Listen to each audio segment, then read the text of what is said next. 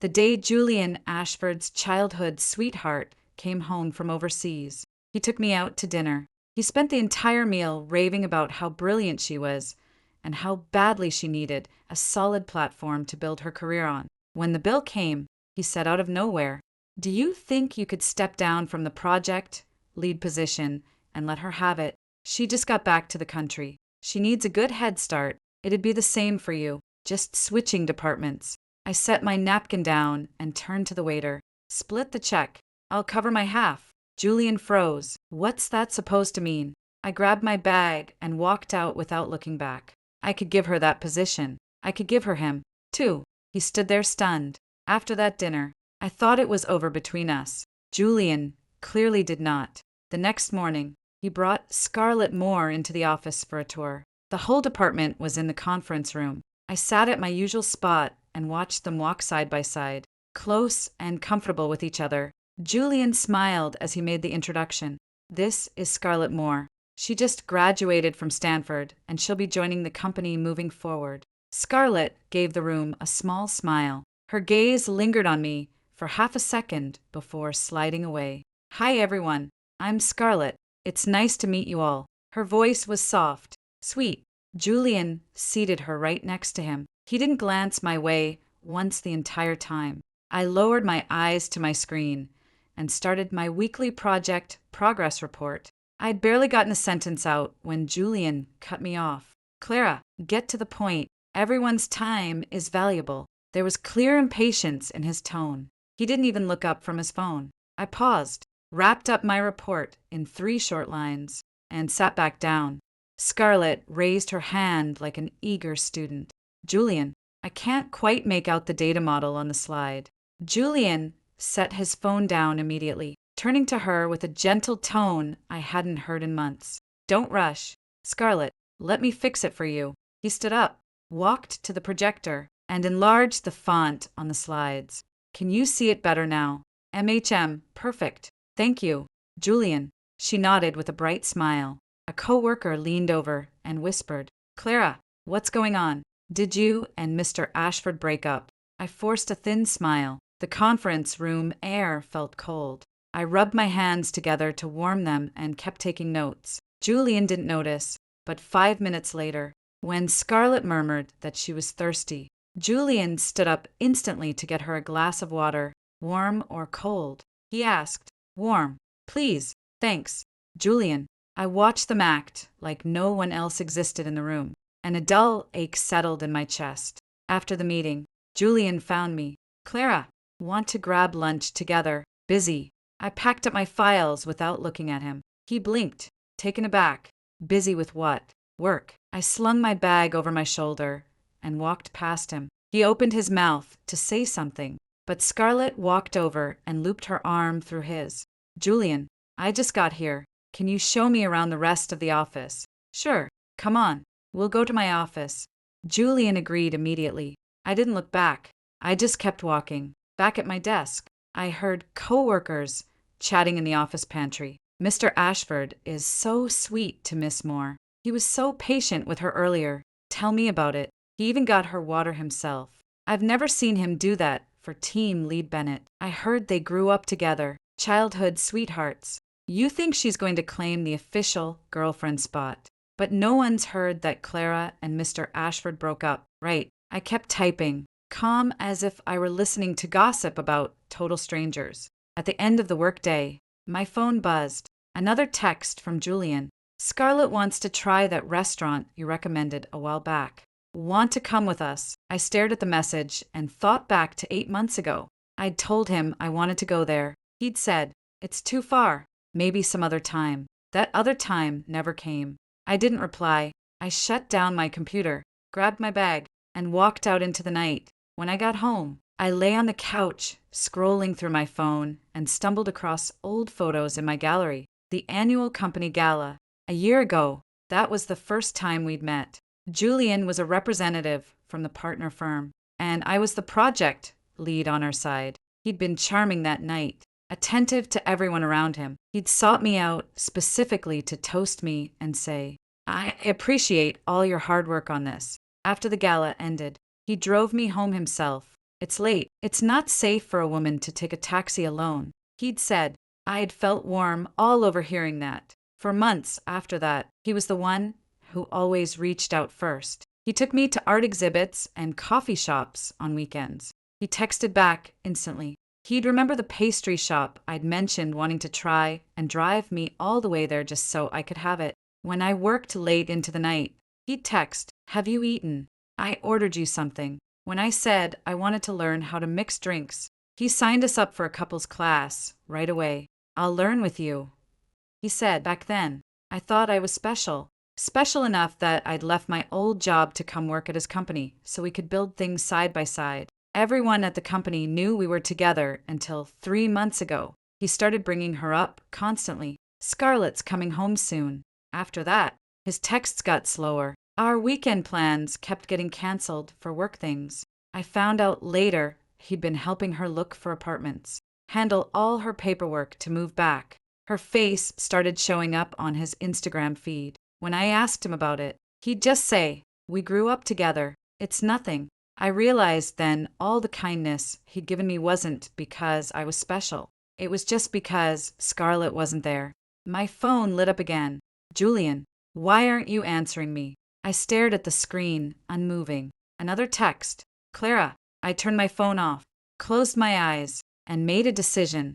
The next evening, Julian invited me to a welcome dinner. He texted over and over saying it was for Scarlett and that I should come meet everyone properly. I'd planned to say no, but he'd added, "Just do me this one favor." I wanted to see exactly what he was playing at.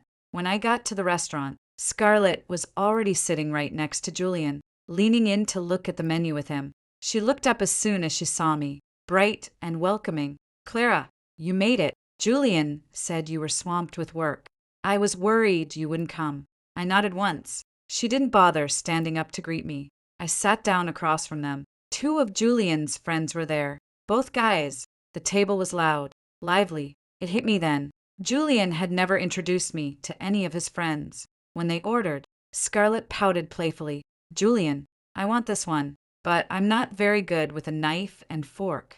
Can you cut it for me? Studied abroad for years and can't use a knife and fork. Please." I huffed a quiet, bitter laugh, but Julian just smiled and said, "Sure thing." When the wine came, Julian walked Scarlett through the vineyard. "The vintage, the region. This one's from Bordeaux. If you like it, I'll take you to the chateau sometime," he said. Scarlett smiled, sweet and pleased. Julian's friends teased him, warm and knowing. Some things never change. "Huh, you've always looked out for Scarlett, ever since you were kids." Scarlett glanced over at me, her eyes sharp with smugness. There was nothing left to figure out. The only reason Julian had insisted I come was because Scarlett told him to. She wanted to show off, right in front of me, how much he doted on her. I picked up my wine glass and took a small sip. Julian glanced my way every now and then, like he wanted to say something, but Scarlett always cut him off. "Julian, is this dish good? Julian, what do you think I should wear to the office tomorrow?" All his attention was on her. After dinner, Scarlett said, "I'm kinda tired. Julian, can you drive me home?" "Of course. I'll take you." Julian agreed instantly. He turned to me. "Clara, get home safe." "Okay." I stood up. "Don't worry about me. I'm used to it." I grabbed my bag and walked out. At the door, I glanced back. Julian was helping Scarlett put on her coat, his movements easy and familiar. On the taxi ride home, my phone buzzed again. "Julian, did you get home okay?" I stared at the text, thinking about how gentle he'd been with her just minutes before. Busy man, I thought, tending to 2 women at once. A bitter, humorless laugh escaped me. I texted back, "I'm home." Then I changed his contact name from Julian to Mr. Ashford. Friday afternoon, Julian messaged me to come to his office to talk about something. When I got there, Scarlett was already there, sitting on the couch. She looked up and smiled. "Hi, Clara." I nodded and looked at Julian. "What's this about?" Julian stood up and walked over to me. "Here's the thing. The project lead position. Would you mind stepping aside and letting Scarlett take it?" He said it like it was the most reasonable, obvious thing in the world. I blinked. "Excuse me. Scarlett just got back into the country. She needs a solid platform to start her career, and this role is perfect for her. You'd be fine on any other project team. I'll make sure you get a raise out of it." He said it all so casually, like it was no big deal. I thought about how I'd worked 3 months of overtime to earn that position, writing proposal after proposal, pulling back-to-back all-nighters. When I told him I was preparing for the promotion interview, all he'd said was, "Good luck." I'd thought, after I turned him down at dinner, that he might have dropped the idea. Turns out, he was just going to keep pushing until I caved. Scarlett put on a guilty, hesitant look from the couch. "Julian, are you sure this isn't asking too much of Clara?" Her eyes were gleaming with triumph. Julian turned to her, softening immediately. "It's fine. Clara's capable. She'll thrive anywhere." He looked back at me, a hint of impatience in his voice. "You're not going to make a big deal out of this, are you?" I stared at him, and for a second, he felt like a total stranger. "Mr. Ashford," I said, my voice steady, "that position is something I earned. It wasn't given to me by you. So, you don't get to ask me to give it away." Julian froze. "What did you just say?" I said, "I can't do that." "Clara, don't be petty about this." He frowned. "Petty." I cut him off. "Mr. Ashford, this is my career we're talking about, not some favor you can hand out to make yourself look good." Scarlett's face fell. Julian clearly hadn't expected me to say no. He opened his mouth, then closed it. "But Scarlett really needs this chance. That's her problem." I said, "I'm sorry, but the answer is no." I turned to leave. Julian followed after me. "Clara, wait." He reached for my wrist. I stepped back out of his reach. "Mr. Ashford, keep your distance." Just then, the HR manager knocked and walked in. I pulled a document out of my bag and handed it to her. "This is my resignation letter. Please process my exit paperwork." Julian went completely still. What are you doing?" "Resigning." I looked him dead in the eye. "I don't think this company is a good fit for me anymore.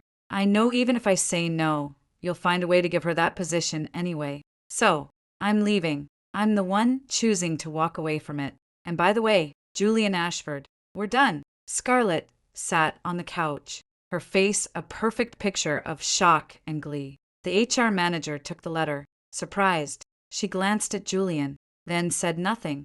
Julian's voice sharpened with anger. "Clara Bennett, are you threatening me?" I didn't bother answering him. I just pushed the resignation letter into the HR manager's hands and walked out of the office. Behind me, I heard him yell, "Clara, get back here." I didn't turn around. Everyone in the hallway was staring. I walked past them all, face neutral, and went back to my desk to pack up my things. When I carried my file tote out of the building, I saw Julian burst out of his office, but it was too late.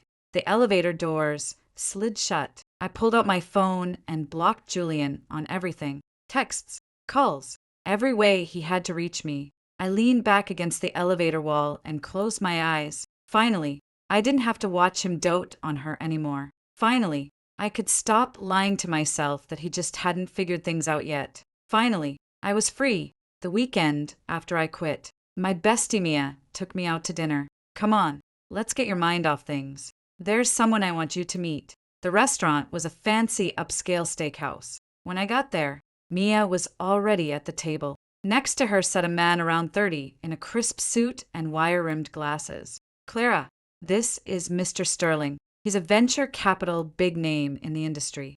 "Mr. Sterling, this is Clara Bennett, the one I told you about."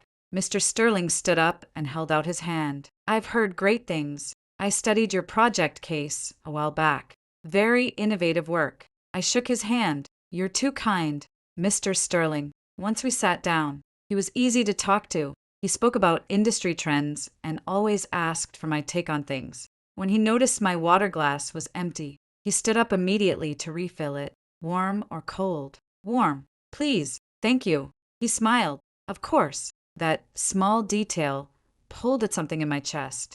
Julian hadn't asked after what I wanted in so long. He'd always just waved me off, told me to handle it myself and stop bothering him. I shook my head. Why was I thinking about him again? Over dinner, Mr. Sterling asked about my career plans. "I heard you left your last job." He said, "Yeah, it wasn't the right fit anymore. Have you thought about what's next?" I thought for a second. still looking around. Honestly, Mr. Sterling pulled out his phone and scrolled through his contacts. Tell you what, I know a few hiring managers at top firms. If you're open to it, I'd be happy to make some introductions. He said it sincerely. No strings attached. I was surprised. Thank you, Mr. Sterling. I really appreciate that. Not at all. Talent like yours deserves to be recognized. Mia grinned from across the table. Someone's been looking forward to meeting you. That's for sure.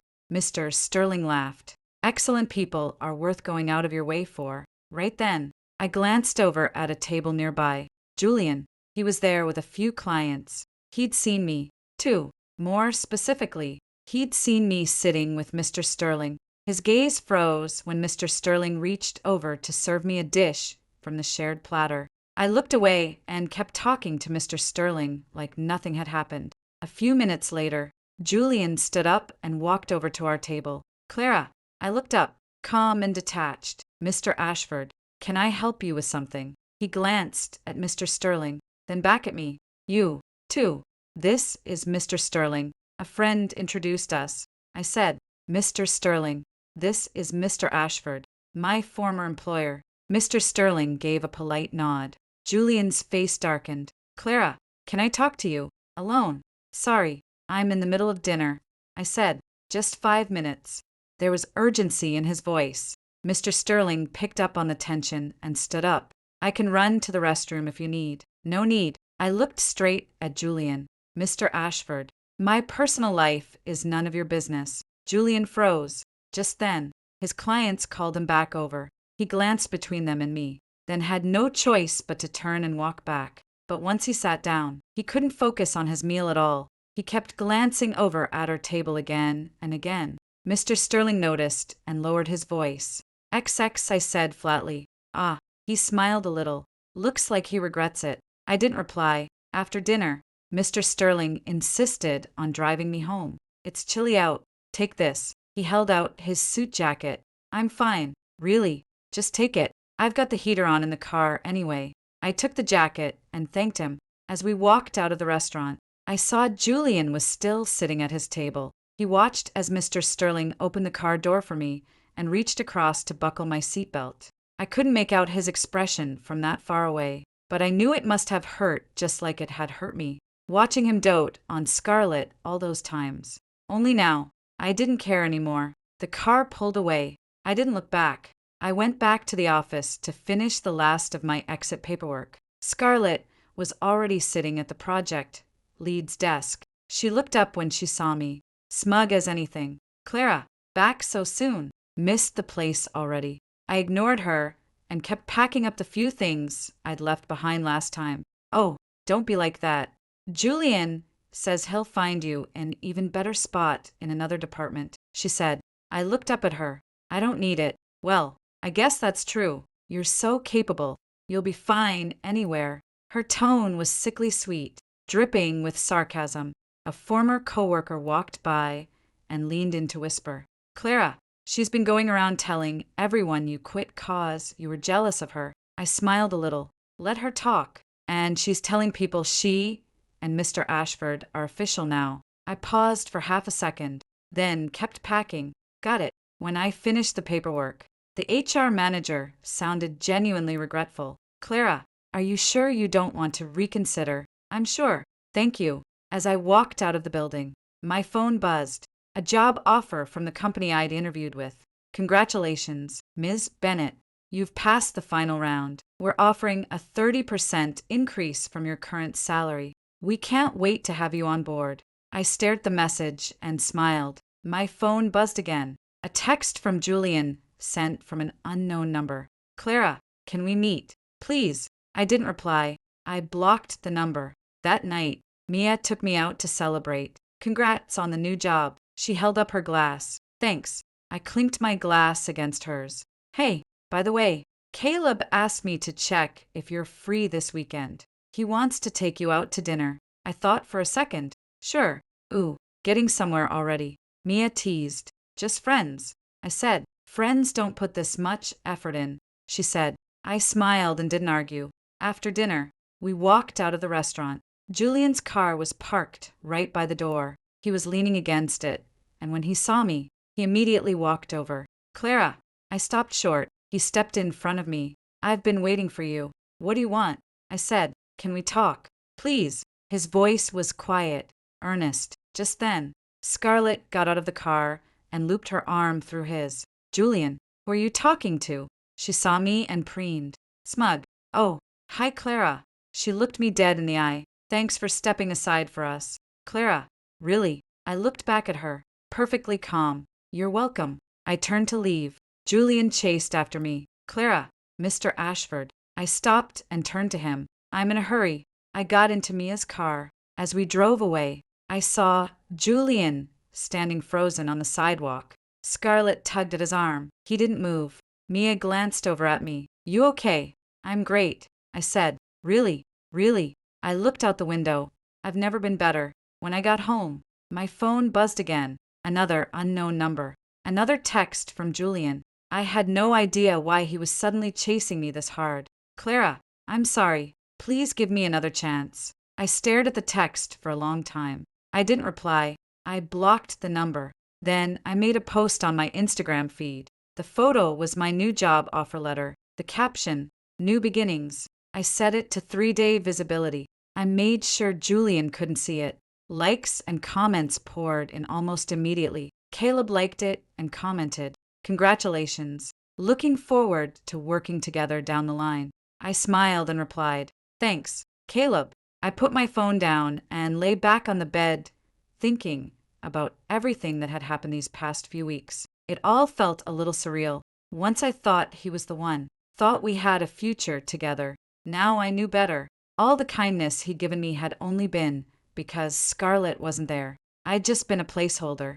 The good thing was I'd woken up and I'd left. From now on, there was no place for him in my world. Would he regret it? I didn't know and I didn't care. The day before I started my new job, I got an invite to an industry panel gala. The organizers wanted me to speak as a guest panelist. I said yes. The gala was held at a 5-star hotel. All the biggest names in the industry would be there. I put on a new tailored suit and did light, polished makeup. Mia said, You look stunning today. I smiled. Thanks. When I arrived at the venue, I saw a familiar face. Julian. Scarlett had her arm linked through his, smiling like she owned the place. I looked away and walked over to greet the event organizers. Ms. Bennett, so glad you could make it. They shook my hand warmly. During the networking segment, someone introduced the new attendees. Scarlett stood up, bright and beaming. Hi everyone, I'm Scarlett Moore. This is my boyfriend, Julian Ashford. She said it loud enough for the whole room to hear and shot me a triumphant look. Julian didn't correct her. He just smiled and nodded. I held my champagne glass and watched it all happen, perfectly calm. Someone asked me, Ms. Bennett, where were you working before this? Scarlett cut in before I could answer. She used to work at our company. She quit not too long ago. Her tone was dismissive, like she was talking about some washed-up failure. Is that so? The person turned to me. Yes, I said evenly. I left for a better opportunity. Scarlett smiled tightly and said nothing else. After the panel, one of the most well-known investors in the industry came over to talk to me. Ms. Bennett, I've heard so much about your work. That project you led a while back was incredibly creative. He handed me his business card. Here's my contact. I'd love to explore a partnership down the line. Thank you, I said, taking the card.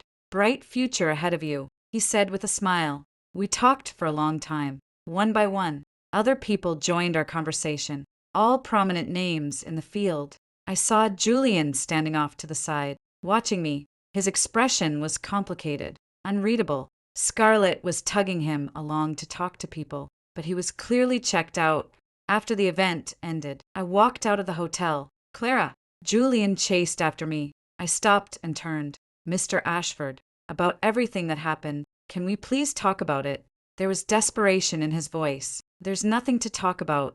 I cut him off. Mr. Ashford, we don't know each other. He froze. Don't know each other. That's right.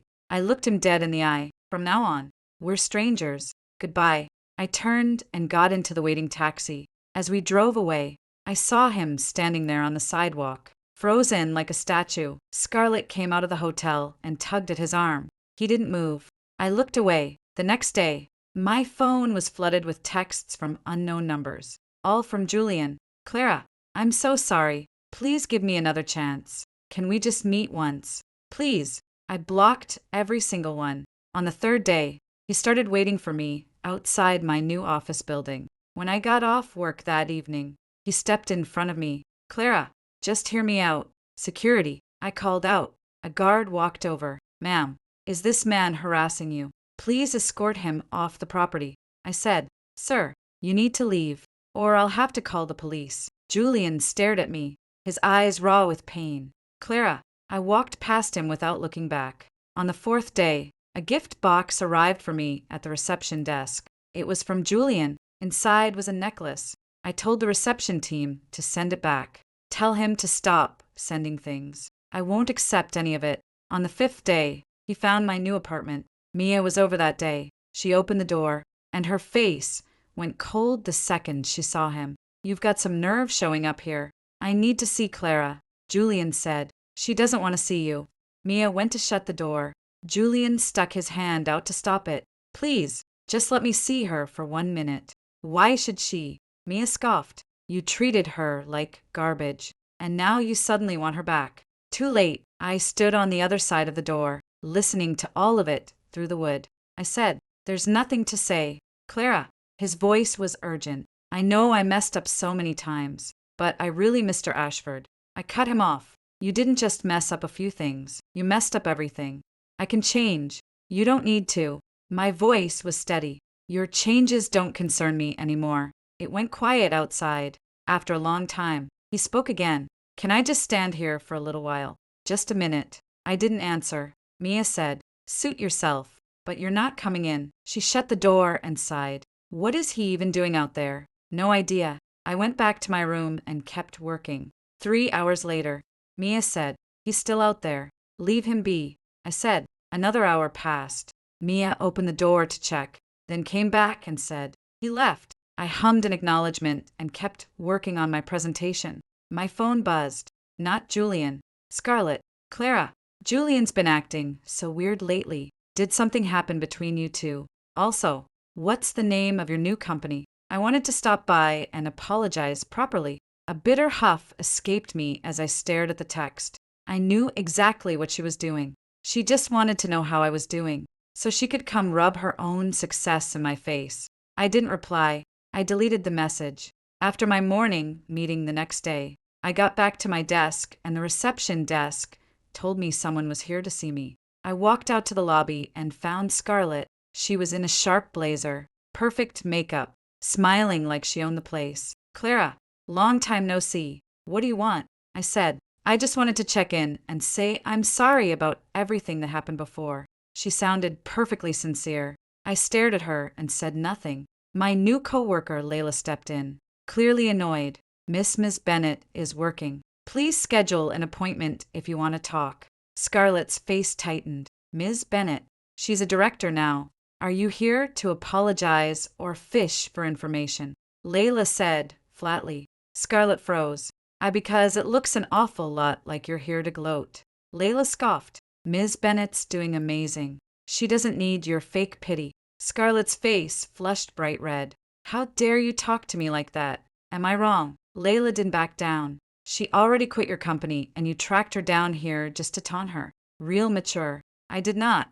Scarlett raised her voice. I came here to apologize. She's just being petty and jealous because I took her job and her man. Everyone in the lobby turned to look.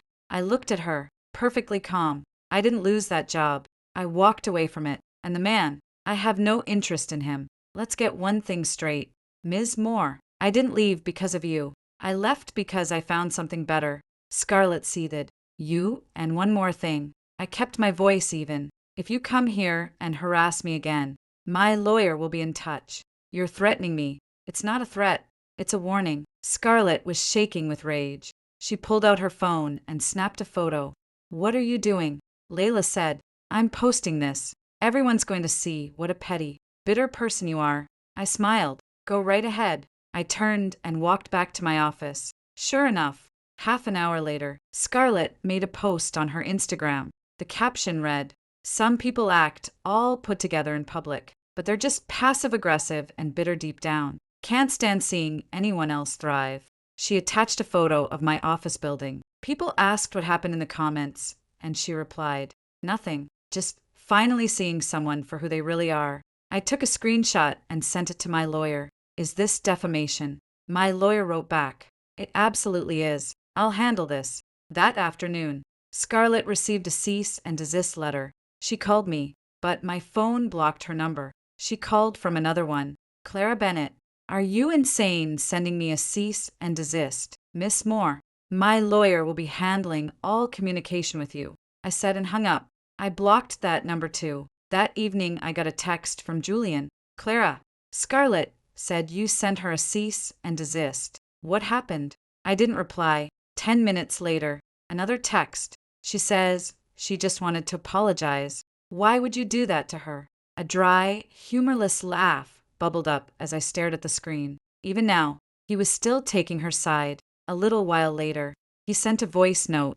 I pressed play. It was a recording of him and Scarlett arguing. "Scarlett, be honest with me. Why did you go see Clara?" I wanted to apologize. "I don't know why she's being so unreasonable." "Apologize." Julian's voice was cold. "You asked me to find out where she works 'cause you wanted to poach her clients, didn't you?" Scarlett went quiet. "And you've been using my name to schmooze everyone in the industry these past few weeks. Did you think I wouldn't find out?"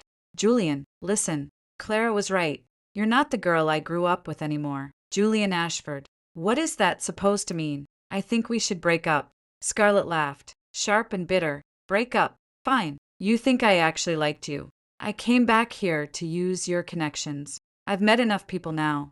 You're useless to me. You know what? Clara's way smarter than you. She saw right through me from the start. And you actually thought she'd step down from her job just to hand it to me. Pathetic." Scarlett, "Oh, and when she turned you down, I saw the look on your face. Priceless. You think you're some big shot. You thought she'd just sacrifice everything for me. Please." Scarlett's laugh was sharp and cruel. The recording cut off there. I closed the voice note.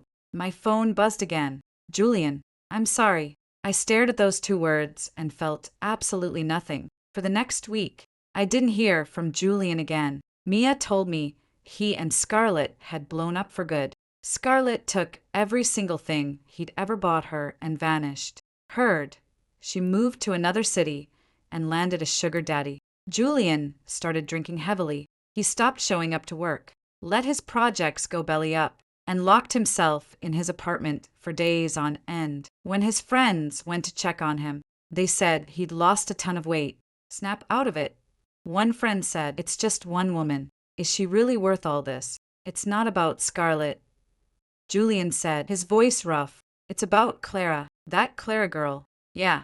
Julian poured himself another drink. "I lost her. Then go fight for her. She won't see me." Julian gave a bitter laugh. "She blocked me on everything. Won't answer my calls. Won't even be in the same room as me.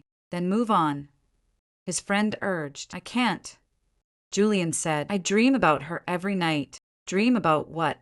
"I dream she's looking at me, so cold, and she says, 'Mr. Ashford, we don't know each other.'" Julian closed his eyes, and then she walks away, and I can't catch up to her. His friend sighed. "This is what you get." "I know." Julian laughed, self-deprecating. "I deserve it. So, what now?" "I just want to see her. Once." Julian said, "Even if she yells at me, even if she hits me, just let her look at me one more time." His friend shook his head. "You're really messed up over this." Mia's friend told me all of this later. He said, "Julian's a mess right now. You sure you don't want to see him? Just once." We were sitting in a coffee shop. I said flatly, "No, he really knows he messed up. That's his problem." I said, "Not mine." He looked at me. "You really don't feel anything for him anymore?" "Nothing." I said, "I haven't for a long time. He never cared about me. He only cared about what I could do for him. When he needed me, he was sweet. When he didn't, he asked me to sacrifice everything for someone else. People like that aren't worth it." He went quiet. "Besides," I smiled a little, "I'm doing great now. Why would I go back?" "Fair enough." he said. Heard you got promoted. Yeah, director of projects. Congrats. Thanks. I lifted my coffee cup and tell Julian to stop looking for me. It's not going to work. He nodded. I'll pass the message along. After the coffee shop, I went to my company's victory celebration dinner. We'd landed the big project we'd been working on all month. The CEO was thrilled. He announced my promotion right there in front of everyone. Director Bennett, we're counting on you, he said with a smile. Thank you for the opportunity. I raised my glass. All my coworkers came over to congratulate me. Caleb was there, too. He walked over and said, Congratulations. Thanks. Caleb, thought plans this weekend? He asked. I was thinking we could get dinner. I blinked. He smiled. Don't read too much into it. Just thought it'd be good to catch up. Talk shop. Sure, I said.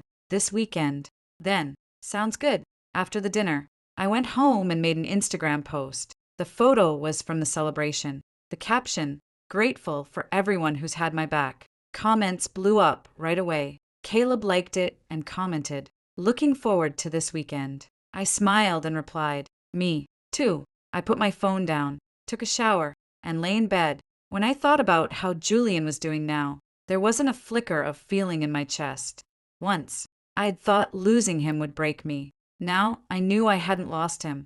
I'd just lost the version of myself that was dumb enough to stay. The good thing was, I'd woken up and I'd built something new. That weekend, Caleb took me to a high-end French restaurant. Sorry to keep you waiting, I said as I sat down. Please, call me Caleb. None of that Mr. Sterling stuff. He smiled, warm and easy. We talked for hours, all about the industry, about our work. His insights were sharp, refreshing. That's a great angle. He said, you want to partner on a project together? I'd love to, I said. After dinner, Caleb drove me home. Can I drop you off at your place? He asked. Sure. Halfway there, I saw a familiar figure on the sidewalk. Julian. He was standing there, and when he saw my car, he froze. We drove past. I watched him in the rearview mirror, standing there alone on the street. He looked gaunt, exhausted, but I felt nothing. When we pulled up to my building, Caleb said, I'll text you to lock in our next plans. Sounds good. I'll wait for you to say when. He smiled. I got out and waved goodbye. I turned to walk into the building, and I heard someone call my name. Clara. It was Julian. He'd followed us here. I stopped and turned. Mr. Ashford, were you following me? I didn't mean to. He said, I had to see you. You've seen me now. I said, is there something else? Clara, I know I was wrong. I know I messed up everything. He took a step closer. Please, just give me one more chance. I gave you plenty of chances. I said, you chose not to take them. I'll do better this time. I swear. Mr. Ashford. I cut him off. What good is your word? You made promises to Scarlett, too, didn't you? He froze, and honestly, I looked him dead in the eye. Why would I believe you? I can prove it. You don't need to. I said, Mr. Ashford, I have a life now. Please stop bothering me. Is it him?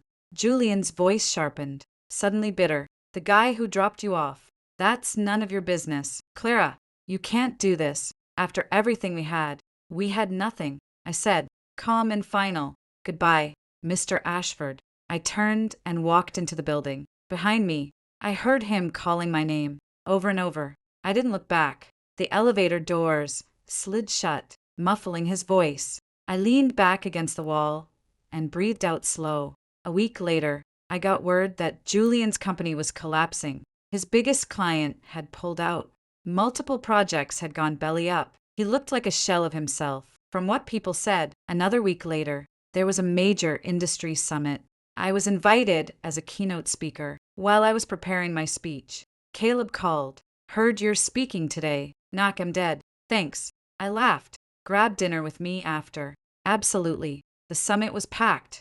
Standing room only. I stood on the stage and looked out at the crowd. For a split second, I saw Julian. He was sitting in the very back corner, haggard, almost unrecognizable. I held his gaze for exactly 1 second, then looked away and started my speech. After the talk, dozens of people lined up to exchange business cards. Julian tried to push forward, but security stopped him. Sir, Ms. Bennett has asked that you not be allowed near her." Julian stood there, stunned.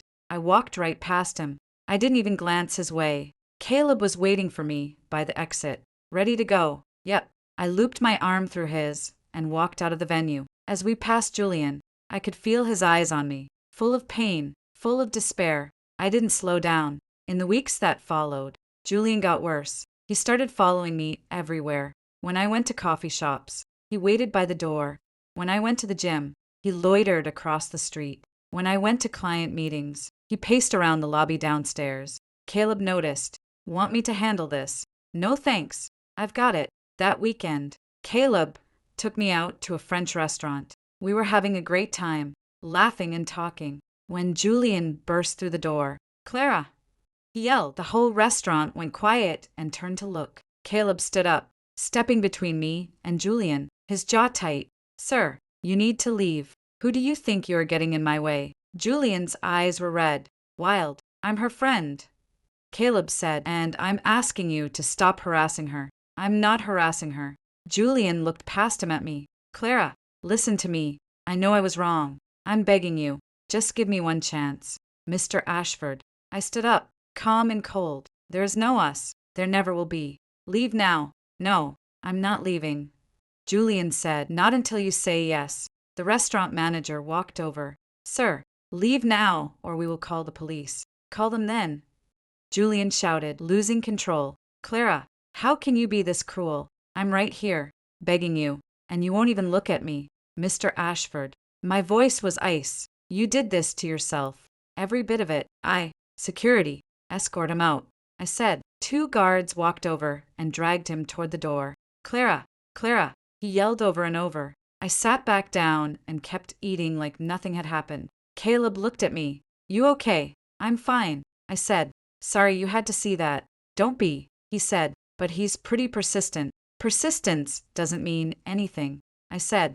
"I'm never going back." Caleb nodded. After dinner, Caleb drove me home. When we pulled up to my building, Julian was still there.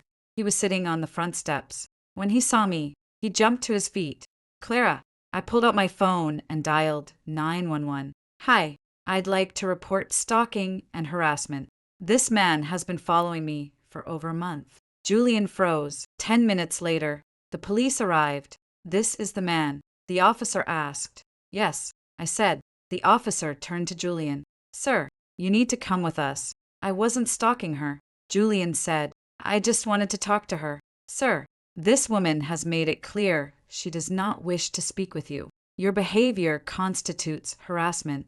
Julian looked at me, desperate. "Clara, you're really going to do this?" "Mr. Ashford," I said, "this is your last warning. If you come near me again, I will file a restraining order." All the color drained from Julian's face. The police led him away. Before he got in the car, he looked back at me. His eyes were hollow, broken. I turned and walked into my building. Caleb said, "You did the right thing." "I know," I said. "Some people only learn when you draw a hard line." When I got home, I took a shower and lay down in bed. My phone buzzed once. Not Julian. A text from his friend, Ms. Bennett. "Julian had a breakdown after the police took him. He's in the hospital now. He asked me to tell you he won't bother you ever again. He's sorry." I stared at the message. I didn't reply. I turned off my phone and closed my eyes. Finally, it was over. 1 year later, I was the youngest vice president in the history of my company. Caleb and I were official. We'd been together 6 months. He treated me so well. He respected my work, supported every decision I made, put me first, always. It was everything Julian had never given me. At the annual Industry Awards ceremony, I won the Rising Star of the Year award.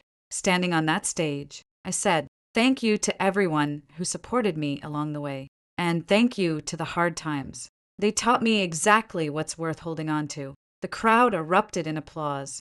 I looked out and saw Caleb in the front row, smiling right at me. I smiled back. I'd heard Julian's company had gone bankrupt. He'd mortgaged everything he owned trying to save it, and it still hadn't been enough. Now, he lived in a tiny rental apartment, picking up small freelance gigs to get by. Hearing it didn't make me feel anything. I leaned my head on Caleb's shoulder. "Thank you." "For what?" for showing me what it feels like to actually be cared for. He kissed my forehead. I'll always care for you. I closed my eyes, and for the first time in my life, I felt completely at peace. Across the city, at that exact same moment, Julian sat alone in his tiny rental apartment. He was watching a replay of the awards ceremony on his laptop. There I was, giving my speech. Thank you to everyone who supported me along the way. And thank you to the hard times. They taught me exactly what's worth holding on to. He stared at my smile on the screen, and his eyes burned. That smile was bright, warm, alive. He'd never seen it before, not when I was with him. He finally understood she'd moved on and he was stuck forever in the past. He closed his laptop.